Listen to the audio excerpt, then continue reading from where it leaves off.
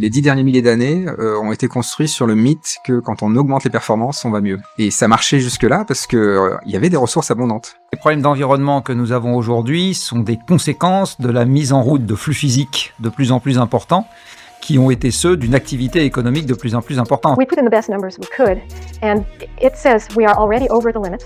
We are already using resources faster than they can be. We're breaking all those daily rules. Chez les êtres vivants, la plupart des écosystèmes sont dans des environnements variables, instables, pénurie chronique de ressources. Et donc dans ce monde-là, il faut être robuste. Les êtres vivants sont robustes parce qu'ils ne sont pas performants. La croissance économique n'est pas le bon indicateur. Donc on s'est focalisé sur le positif et on a oublié le négatif. Vous l'avez compris, c'est la merde. Et dans ce contexte de merde, ça fait plus ou moins 1 an avec Isa qu'on essaie de comprendre comment on peut continuer à vivre, à créer des activités économiques, à entreprendre en vrai, mais tout en étant aligné avec les théories que vous venez de voir, des bribes de théories que vous venez de voir. Ce qu'on a fait, c'est essayer de mieux comprendre ces théories. Évidemment, on a lu blindé d'articles, mais surtout ce qu'on a compris, c'est que on pouvait pas juste rester dans la théorie si on voulait comprendre comment implémenter ces théories en pratique. Et donc, on a défini des critères pour aller rencontrer des gens, des entrepreneurs qui font déjà ces choses dans la vie réelle. Et l'histoire, vous allez voir, c'est une de ces rencontres qui est un peu plus particulière que les autres. Et si vous voulez en apprendre plus sur ce programme qu'on est en train de développer, restez jusqu'à la fin parce que je vous en explique un peu plus à ce moment-là. Allez, cheers! Mec, c'est quoi ces graines?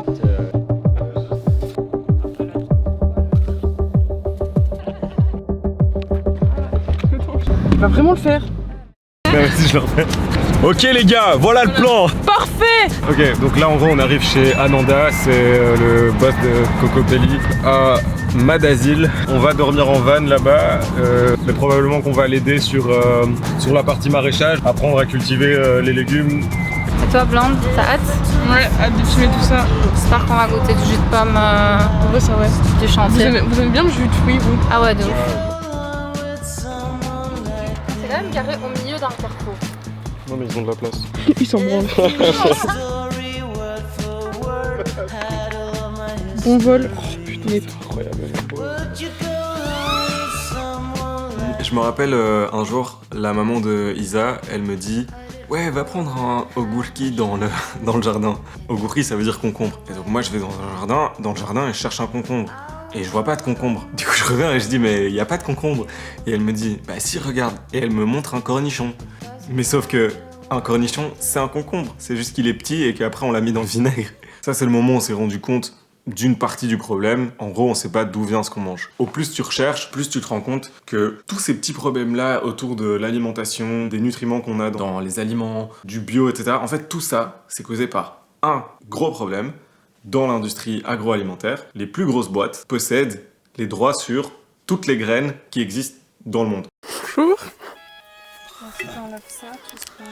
Ouais, si j'enlève ça, ouais. Vous avez bien dormi? Ouais, mais il faisait super chaud. Ouais, C'est bien.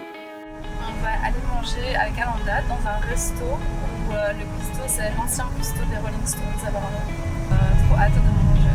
Nathan, ce matin, il a créé les œufs des poules au lieu des œufs d'Intermarché. Enfin, un peu clair. Ouais, j'ai pas fait exprès. Mais ils étaient très bons ces œufs. Je me demande s'il va remarquer la différence.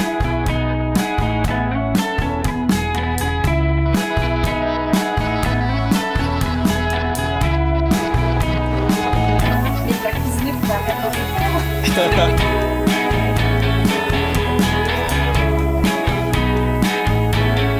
avait l'air d'un peu une star au resto aussi.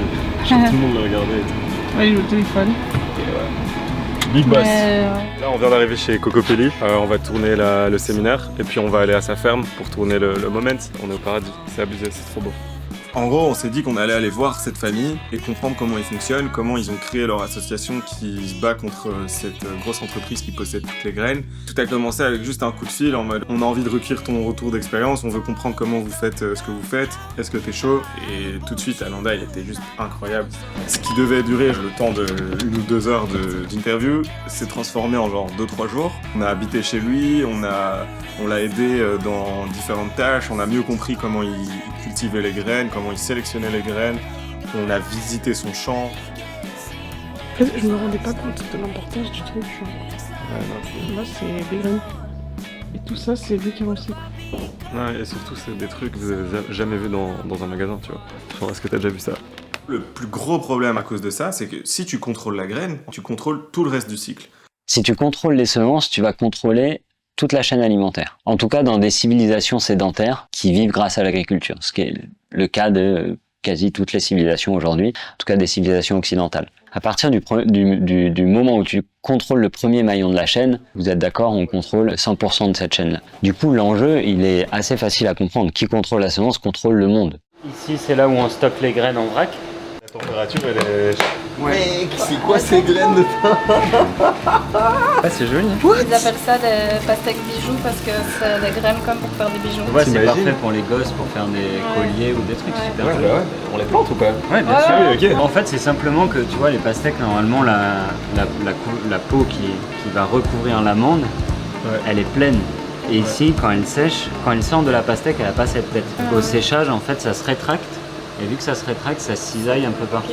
Les graines que vous cultivez, elles sont adaptées au climat d'ici, j'imagine? Non, elles sont produites un peu partout. On a une cinquantaine de producteurs. Sur toute la France, on en a un en Belgique, en Suisse, en Italie, en Allemagne.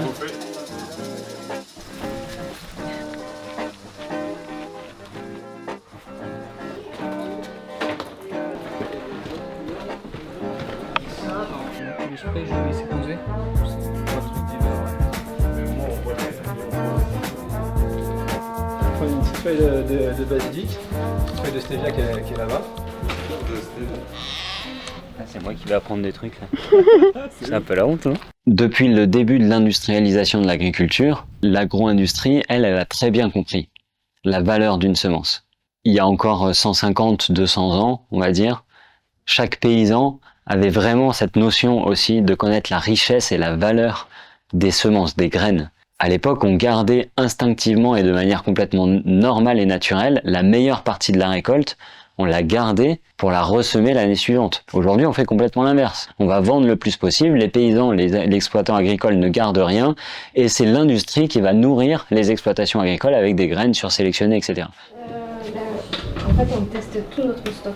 Vous avez derrière chaque sachet de la boutique le taux de germination inscrit. Et du coup, un lot qui ne passe pas le test ne sera pas commercialisé. Donc le producteur nous livre les graines, nous on va congeler, voir si c'est bien trié, tout ça. Après congélation, on va passer le test.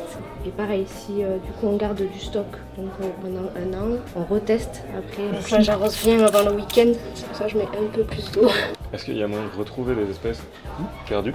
Ouais, t'as plein de banques de semences un peu partout sur la planète, des jardins botaniques, il y en a qui préservent. Après, il y en a plein qu'on a perdu. Hein. Ouais, il y en a plein qu'on pourrait un peu plus de 70%.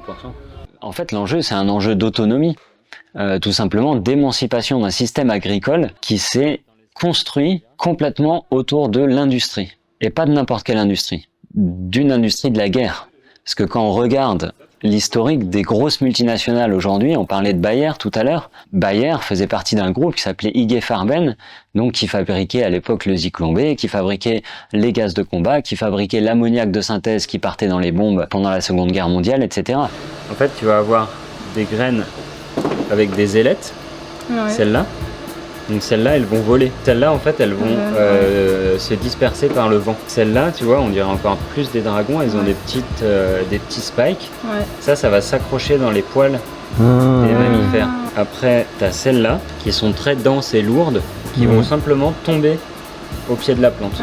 Du coton que j'ai cultivé sur la ferme qu'on va aller voir. Pour ceux qui douteraient qu'on puisse cultiver du coton dans le sud de la France. Normalement, le coton, les gens pensent qu'il faut un climat genre ultra chaud. Généralement, ouais, le coton, c'est pas pour rien que c'est produit en Inde, en Asie. En réalité, c'est surtout pour des questions de main-d'œuvre hein, que c'est produit dans ces pays-là. Merde. Mais non.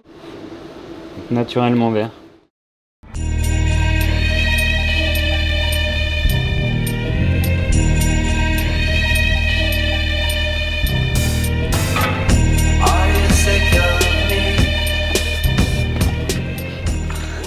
Là c'est la partie ensachage mécanisé, donc ça c'est tous les gros volumes qu'on fait où on a besoin de milliers de sachets d'un coup. Ça c'est une ancienne machine d'après-guerre où ils ensachaient la levure chimique avec. C'est remis aux normes européennes autour de notre sachet quoi. C'est vraiment fait pour notre sachet. Tout ça c'est pour juste mettre dans... Ouais. What? Là ici on va amener toutes les graines qu'il faut trier. Là par exemple on a un haricot. On s'est déjà passé une première fois au tri. Des fois certaines graines c'est très long à trier, d'autres c'est très facile. Donc toutes ces industries, après-guerre, des industries de la guerre donc, se sont recyclées dans des industries agricoles et ont modelé le système agricole pour pouvoir continuer à faire charbonner leurs usines. Et donc de l'ammoniac de synthèse, en fait ils en produisent toujours autant, si ce n'est beaucoup plus, mais plus pour les bombes, pour les champs. Des gaz de combat, ils en fabriquent aussi, beaucoup plus, pas pour balancer dans les tranchées, mais pour balancer sur les insectes. Mais BASF, Bayer, Syngenta, c'est des vendeurs de produits chimiques à la base. La graine, c'est juste le levier du marché. C'est tout. Là où ils font leurs chiffres, c'est sur les produits chimiques. Là où ils ont du contrôle, en fait, c'est sur les produits chimiques. On a près d'une 50aine de producteurs en France, et l'atelier, il est dispo pour nos producteurs. Ah ouais. C'est-à-dire quand ils sont en période de récolte, des fois ils viennent de l'autre bout de la France avec un camion rempli de graines à trier. Ils réservent l'atelier pendant 2 semaines. Et pendant 2 semaines, nuit et jour, ils font tourner les machines à fond et ils trient leur récolte. Bayer et Monsanto, qui sont maintenant une seule boîte, eux ils font ça, mais avec juste un certain type de graines. Et c'est quoi la différence avec eux? Nous, c'est des graines reproductibles, donc c'est une grosse diversité de graines, alors que eux sélectionnent vraiment pour l'agro-industrie. Donc ils ont quand même de la diversité, si tu veux, mais rien à voir avec ce qu'on a nous. Ils visent des critères de sélection des variétés qui sont propres à l'industrie, donc l'homogénéisation, la standardisation, la productivité. Nous, la productivité, on la vise pas en volume de matière produite, mais en nutriments. La seule productivité qui fait du sens, c'est la productivité de vitamines, de protéines, d'acides aminés, enfin de ce qui nous nourrit, quoi. Ces semences-là qu'il y a derrière moi, elles commettent déjà un énorme blasphème à toute cette ère de l'industrie, c'est qu'elles sont reproductibles. Ça, c'est le premier problème. Quand vous semez une graine de laitue, à partir d'une graine, on va réussir à avoir entre 8 et 15 000 autres graines. Donc le pouvoir en fait, d'abondance et de multiplication d'une seule graine de laitue, il est colossal. Il n'y a aucun secteur d'activité ou aucun placement en bourse qui peut rapporter autant aussi vite. Et vous imaginez si demain, ma bouteille là, elle fait la même chose.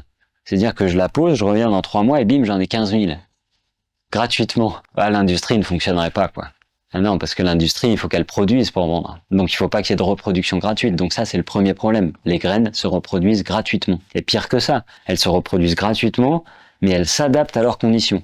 C'est-à-dire qu'elles vont transmettre à leur descendance les informations génétiques pour qu'elles puissent résister à certaines attaques, à certains changements climatiques, à certains ravageurs. En fait, plus le spectre génétique il s'élargit, et plus elles ont la force de résister naturellement contre toutes les attaques extérieures. Ça, c'est terrible. Parce que du coup, de la même manière, ces industriels qui vendent des produits chimiques n'ont plus de produits chimiques à vendre, parce qu'en fait, ces graines n'en ont pas besoin. Donc l'enjeu, c'est de faire croire en fait aux populations et aux agriculteurs qu'on produit beaucoup plus avec des graines modernes, tout en distribuant des graines qui vont forcément donner des cultures affaiblies pour qu'on achète des engrais, qui vont pas savoir se défendre contre les maladies et les ravageurs pour qu'on achète des biocides pour tuer les maladies et les ravageurs, etc., etc. On va congeler les lots pour tuer les éventuels parasites. Ça fait du bien de Et là, c'est notre petite imprimerie textile. On aime bien tout faire nous-mêmes chez Covopégie. Là, on imprime les textiles. Là, du coup, je vais préparer le tournesol. C'est un tournesol à fleurs To Kuyai, ça s'appelle. Dedans, je dois mettre 50 graines. Donc, je pèse combien ça fait 50 graines pour pouvoir en mettre la quantité demandée à l'intérieur. C'est une machine qui va faire tourner les sachets. Et suivant les étapes, ça va remplir le sachet, le plier, le coller. C'est comme un lance-sachage à la main, sauf que la machine fait tout toute seule. Sur cette machine, on est en général à 50 sachets par minute.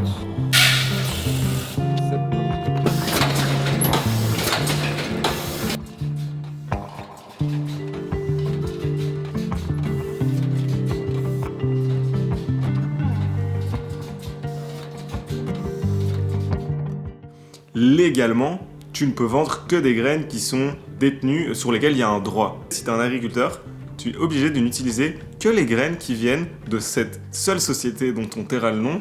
Tu es obligé d'utiliser leurs graines. Donc là, on est en train d'arriver sur ma ferme.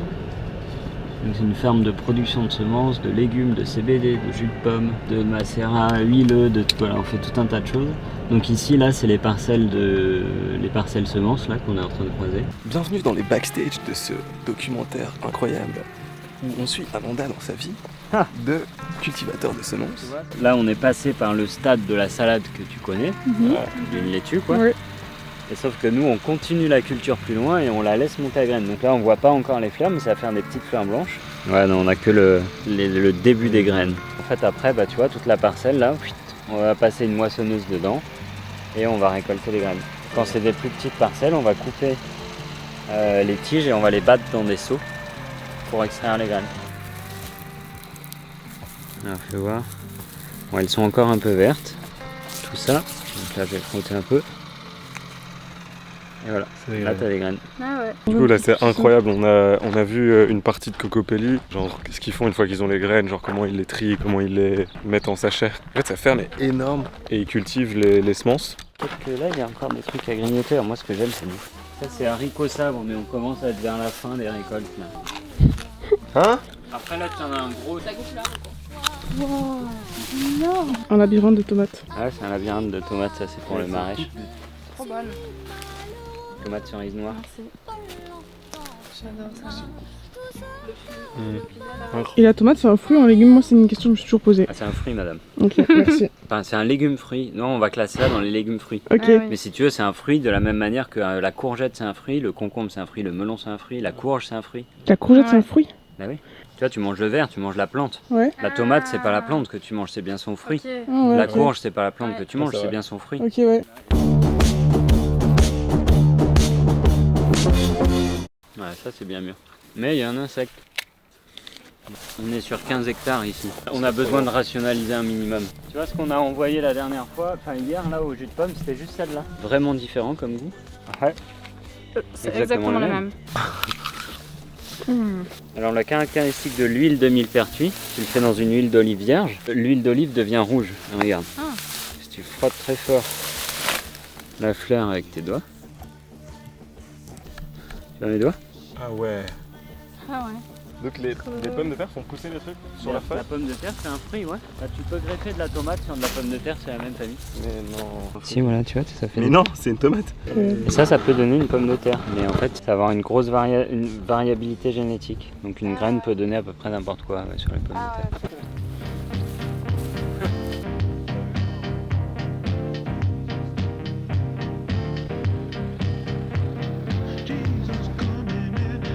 Le chemin de Compostelle, il est pas loin ou?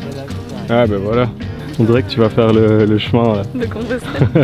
Je vais le faire. Tu savais pas? D'ailleurs toi aussi, c'est prévu dans les plans de Ah ouais? la semaine, ouais. Du coup le plan c'est qu'on termine le tour du potager / endroit de récolte de semences. Et après on commence le chemin de Saint-Jacques de Compostelle.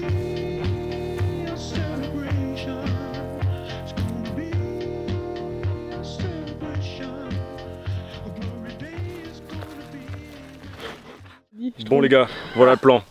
On passe en mode baignade. Ah bah allez, en mode baignade. T'as le droit à un striptease près de la rivière, c'est pas Wow. bon ça? Oh les gars, on est fort là. Oh ça fait trop dur. C'est pour ça qu'on est là les gars. Ah bah ouais. Hein. Vraiment étonné qu'il n'y ait pas plus de gens en vrai. Ah c'est propriété privée. Ah, pour le crocodile, c'est ça? Ouais, tu mets bien, hein. Donc une petite bière fraîche. Ah, c'était parfait. En fin d'après-midi, il commençait à faire un peu moins étouffant. Du coup, on a été filmer le séminaire avec Ananda. Et là, c'était vraiment incroyable. Moi, j'ai appris tellement de choses. J'étais hyper choquée. On en a appris full sur l'industrie agricole, sur les enjeux derrière les semences. On en a aussi appris un peu plus sur Cocopelli, leur histoire, mais aussi leur organisation en interne. Donc tout ce qui est gouvernance, comment ils gèrent les salaires, les prises de décision et tout ça. Donc c'était super, super intéressant. Et moi, un truc qui m'a surtout marqué dans ce séminaire, c'est que au final, Cocopelli, c'est né de l'initiative de 2-3 personnes. Ils ont réussi à faire changer des lois. Personne au monde penserait que moi, toute seule, avec un ou deux potes, on pourrait faire changer les lois. Mais en fait, si, il faut réfléchir à genre quelques idées de trucs qui nous énervent, des problèmes qu'on a envie de régler, trouver 2-3 potes qui sont aussi impactés par ces problèmes, et essayer de chercher les solutions. Et au final, peut-être comme Cocopelli, on peut faire bouger les choses, créer une association, changer les lois. Et c'est ça que je trouvais vraiment ouf dans ce séminaire. Ah, t'as kiffé? Ouais. Moi j'ai trop kiffé, c'était tellement prenant. T'étais contente de découvrir un peu les backstage du personnage? Plus sage qu'avant, ça c'est sûr. Verdict, c'était mon séminaire préféré. Genre vraiment, j'ai trop hâte que vous écoutiez ça parce que c'était incroyable. Et du coup, je voulais dire merci à Iz et merci à Nate là qui est avec son petit drone parce qu'ils me font vivre des expériences incroyables. Genre là, je suis là comme ça, devant un truc qui s'appelle Cocopelli, que je ne savais même pas ce que c'était. Et en fait, c'est un truc de ouf. Donc voilà, faut regarder la vidéo. Bisous.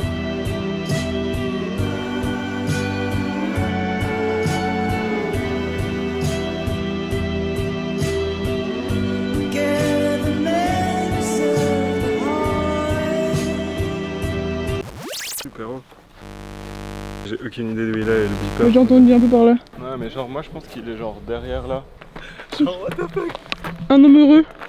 Genre, regarde, il a rien du tout. Et je l'ai fait tomber de super haut. Du coup, en gros, comme je vous disais, ça fait plus ou moins 1 an qu'on rencontre des entrepreneurs comme Ananda. Et à chaque fois, on comprenait un détail supplémentaire sur comment réinventer l'entrepreneuriat pour qu'il fit avec les théories de post-croissance et de limite de la croissance. J'ai envie de le faire, moi. Du coup, dis 1. 1, 2, 3, 1. Bah, je l'ai vu tout à l'heure. Oui, bah alors arrête-toi. Oui, j'allais dire que c'était mieux de le faire en s'arrêtant. Je peux le laisser en roulant. Prends le volant. Ah ouais. Attends, Je l'ai. Mais c'est un malade. Il va vraiment le faire. Du coup, avec Ananda, on a au moins compris 2 choses. La première, c'est que la désobéissance civile, c'est vraiment un outil qu'on peut utiliser pour défendre nos droits et défendre nos valeurs. Bah, tu m'étonnes, il y a un type chelou qui veut monter dans ce camion. Je lui ai fait super peur. Et la deuxième, en vrai, c'est qu'on a appris comment utiliser le profit ou l'argent comme un moyen d'accomplir une utilité sociétale, mais structurellement.